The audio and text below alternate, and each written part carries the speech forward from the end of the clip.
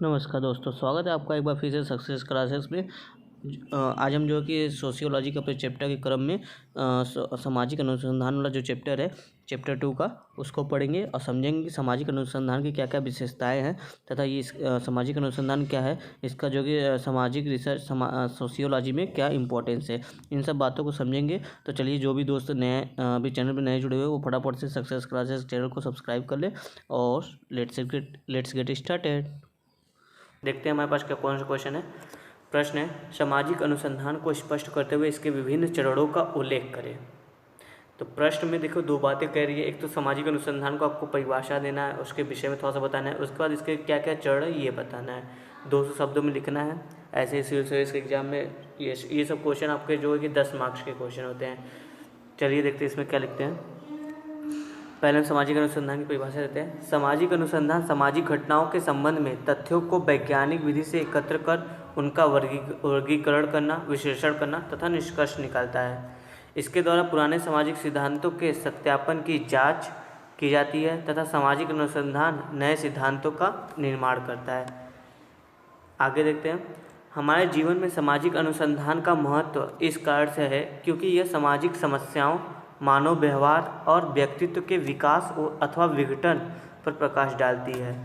भारत जैसे विकासशील, कल्याणकारी, धर्मनिरपेक्ष तथा विभिन्नता व समानतावादी देश के लिए सामाजिक अनुसंधान का महत्व और बढ़ जाता है। अगस्त काम्टे ने सामाजिक अनुसंधान के विभिन्न चरणों को इस प्रकार बताया। अगस्त काम्टे ने कुछ अपने तरीके से बताया कि किस तरह से हमें सामाजिक अनुसंधान करना चाहिए। तो वो कहते हैं, सर्वप्रथम हमें विषय का चुनाव करना चाहिए कि किस विषय पर हम सामाजिक अनुसंधान करेंगे। फिर उसका तथ्यों को इकट्ठा करके उसका अवलोकन करना चाहिए। उससे संबंधित जो भी डेटा हो उसको इकट्ठा कीजिए, उसको अवलोकन करिए, निरीक्षण कीजिए। फिर बोले तथ्यों का वर्गीकरण करें, एक क्रम में लगाएं उनको। तथ्यों का फिर उसका परीक्षण करें आप, और जब ये सारी चीज़ें हो जाएं तो उसके बाद नियम का अपने सत्यापन कर दीजिए, या फिर जो आप सिद्धांत बना रहे हैं, जिस विषय पर आप स्टडी करें उससे संबंधित अपने सिद्धांत दे दीजिए। ये अगस्त काम्टे जो है कि अपने प्रारंभिक स्तर पर जब समाजशास्त्र था तब इस तरह से वो जो कि सामाजिक अनुसंधान की विधियाँ अपनाते थे। आइए समझते हैं, एक शोधकर्ता सामाजिक अनुसंधान के लिए किन किन चरणों का उपयोग करेगा तथा इसका क्रम क्या होगा, यह शोध की प्रकृति पर निर्भर करता है। जरूरी नहीं दोस्तों कि जो क्रम दिए हैं सामाजिक अनुसंधान में हम उन्हीं सभी क्रम को फॉलो करेंगे, जी नहीं। जो जैसे शोध की प्रकृति, जैसे शोध का डिमांड है, उस हिसाब से हम क्रम का निर्धारण करेंगे, उस हिसाब से हम जो कि सामाजिक अनुसंधान की पद्धतियों को फॉलो करेंगे। ये थोड़ा सा चार्ट के रूप में आपको समझने में आसानी होगा। वर्तमान में देखिए सामाजिक अनुसंधान की प्रक्रिया के विभिन्न चरण देखिए इस तरह है। देखिए क्वेश्चन का सेकंड पार्ट था ना कि सामाजिक अनुसंधान के विभिन्न चरण बताएं, तो ये रहा उसका ये जवाब है कुछ 7-8 है। दिमाग में थोड़ा सा बनाए रखिएगा, जरूरी नहीं कि आपको सारा याद रहे, लेकिन मेन चीज़ें याद है। जैसे पहले आप किसी भी सामाजिक अनुसंधान करेंगे तो सबसे पहले क्या करेंगे, समस्या का चयन। उसके बाद आप इकाइयों का निर्धारण करिए, जो आप समस्या मतलब चुन रहे हैं उसमें क्या क्या छोटे छोटे पार्ट हैं, मेन उसके छोटे छोटे पार्ट क्या है, उन सभी को आप इकट्ठा करिए और उससे संबंधित चीज़ों को उससे संबंधित तथ्यों का खोज करें। प्रकल्पनाओं का निर्माण करें, सूचना के स्रोतों का निर्धारण करें कि आपको इन्फॉर्मेशन कहाँ कहाँ से मिल सकती है इस समस्या से संबंधित, ठीक है। तो इसको आप निर्धारित कीजिए, थोड़ा सोचिए समझिए कि कहाँ कहाँ से आपको इससे समस्या से संबंधित समस्याओं का समाधान मिल जाएगा। आजकल तो गूगल है आपका, जो हर समस्याओं का समाधान आपके सामने रख देता है। और आगे देखते हैं, उसके बाद आपके क्या बोला अपनाने के लिए, उपकरण तथा प्रविधियों का निर्धारण व परीक्षण। आप कौन से उपकरण का प्रयोग करेंगे इस सामाजिक अनुसंधान के लिए, कौन सी विधियों का प्रयोग करेंगे, उनको निर्धारित कीजिए और उनका परीक्षण कीजिए कि क्या ये चीज़ें हमारे जो हम शोध करना चाह रहे हैं जिस टॉपिक पे, उसके लिए ये सही है या नहीं। तथ्यों का अवलोकन व संकलन। देखिए जो भी आपका सामाजिक अनुसंधान है उससे संबंधित जो भी तथ्य आप उसको अवलोकन कीजिए, उसको इकट्ठा कीजिए। फिर उसके बाद उस तथ्यों का वर्गीकरण करें और विश्लेषण करें। विश्लेषण तथ्यों के जब आप विश्लेषण कर लेंगे तो उसके बाद सामान्यीकरण, उसको मतलब एक सामान्य रूप दीजिए पूरे मुद्दे को, तथा नियमों का अपने प्रतिपादन करें। और लास्ट में क्या बोलता है, प्रतिवेदन का प्रस्तुतिकरण। मतलब जो भी आप सिद्धांत बनाएं उसको आप अपने किसी भी आर्टिकल के थ्रू या समाजशास्त्रीय शोध में उसको प्रस्तुत कीजिए, ताकि आम जनता या सभी तक वो आपकी जो शोध है उसको पता चले, उन तक पहुँचे। तो देखिए दोस्तों, ये रहा एक क्रम है।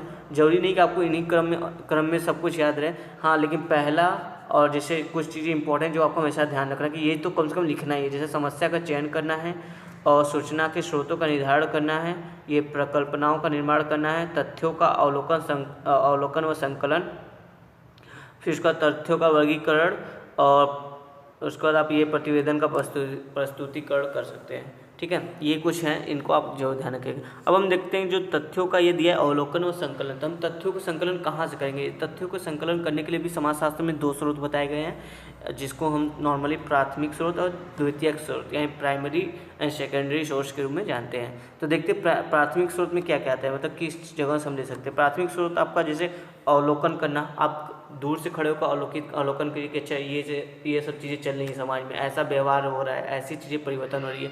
प्रश्नावली बनाकर तात्पर्य दोस्तों आप प्रश्नों का एक आपका जो भी टॉपिक है उससे संबंधित कुछ प्रश्न बनाइए, लोगों से जाकर पूछिए या फिर डाक द्वारा जो है कि लोगों के घर पर भेजिए और लोगों से बोले कि उसे डाक द्वारा वापस करें उसके उत्तर जवाब देकर।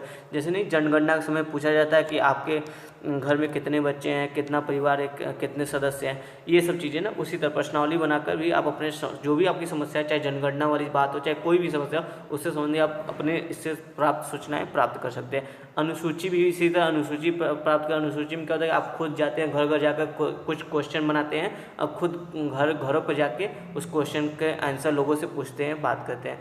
साक्षात्कार मतलब दोस्तों इंटरव्यू, आप इंटरव्यू के जरिए लोगों से बातचीत करके उनसे उस समस्या संबंधित जो भी जानकारी आप ले सकते हैं। निर्देशन और प्रतिचयन, ये अब हम देखते हैं द्वितीय स्रोत क्या है।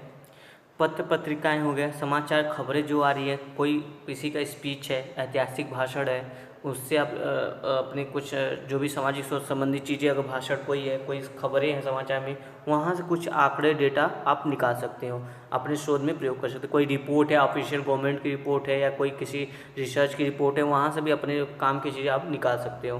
तो ये इस तरह से आप क्या कर सकते हो, प्राथमिक और द्वितीयक स्रोतों के द्वारा आप जो कि तथ्यों का संकलन कर सकते हो।